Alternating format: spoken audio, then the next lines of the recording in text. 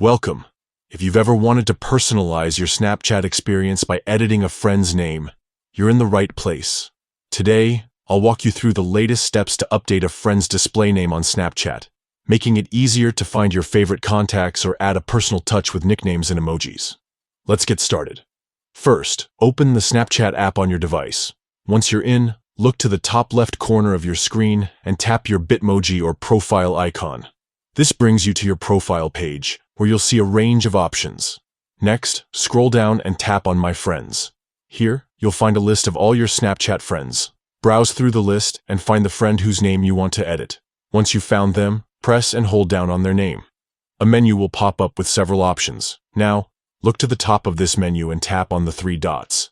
From the drop-down, select Manage Friendship. This will open up more settings related to your connection with that friend. In the Manage Friendship menu, tap on Edit Name. You'll now see a text box where you can enter a new display name for your friend. Type in the name you want.